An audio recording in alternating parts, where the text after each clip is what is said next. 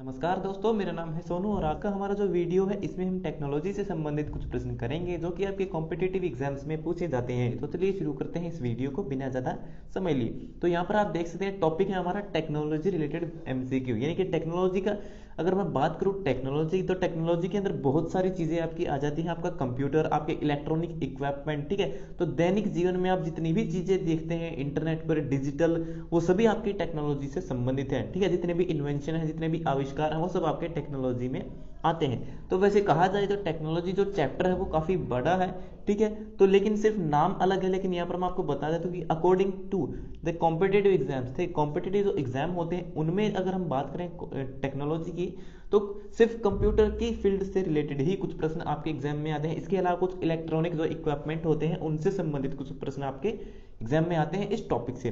तो चलिए शुरू करते हैं इस वीडियो को बिना ज़्यादा समय लिए। तो सबसे पहला सवाल है, what is part of database that hold only one type of information. यानी कि जो डेटाबेस होता है, एप्लीकेशन होती है, उसके अंदर, ठीक है, वो कौन सा पार्ट होता है जो सिर्फ एक ही प्रकार की इंफॉर्मेशन को होल्ड करता है, रखता है। तो वो होती है आपकी फील्ड। तो इस प्रश्न का सही उत्तर होगा ऑप्शन बी, उसे हम फील्ड कहते हैं। तो यहाँ पर आप देख सकते हैं इस टेबल में यहाँ पर चार जो है फील्ड है।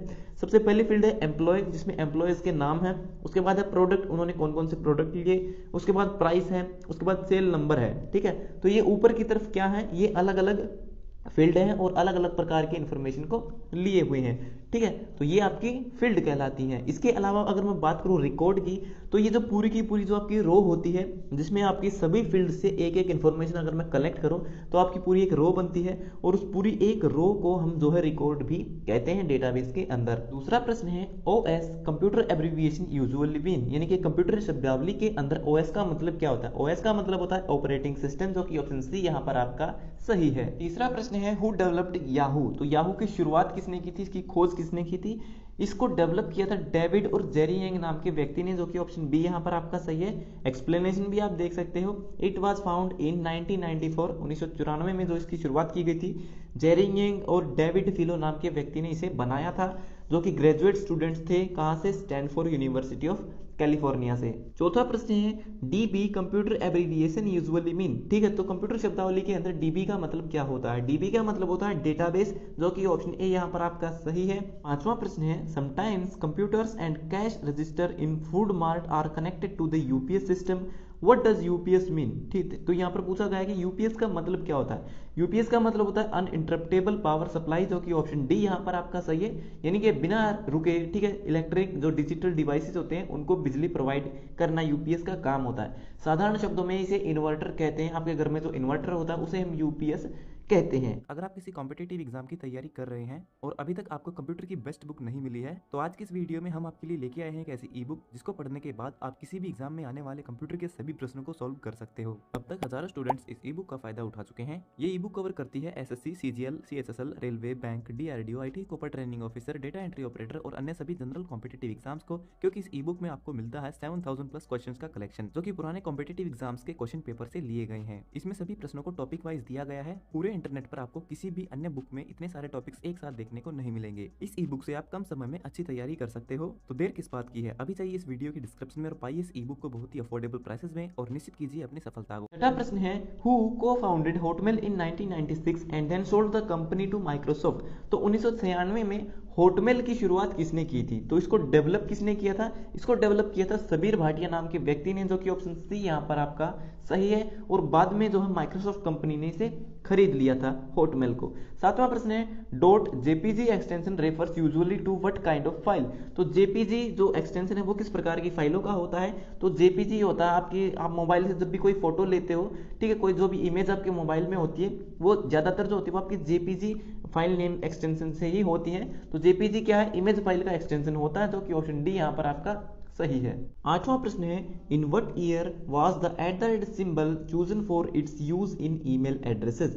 यानी कि किस वर्ष से यह जो सिंबल है @ सिंबल किस वर्ष से, ठीक है, ईमेल आईडी में इसका यूज करना शुरू हो गया था।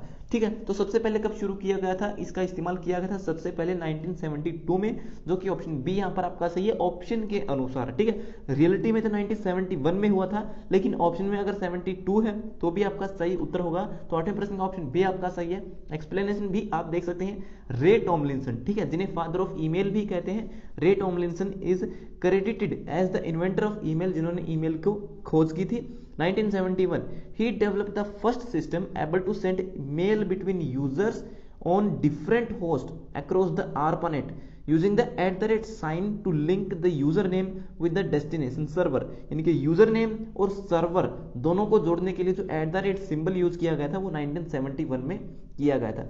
By the mid 1970 this was the form recognised as email. ठीक है, और 1970 के आसपास, ठीक है, 1970 के आसपास जो है ये जब हम इन यूजर नेम और सर्वर नेम को जोड़ करके @ सिंबल के साथ में जब इसको यूज करते थे, इस आईडी को, इस नाम को, तो उस समय इसका नाम पड़ा ईमेल। ठीक है, तब से इसे ईमेल के नाम से जाना जाता है।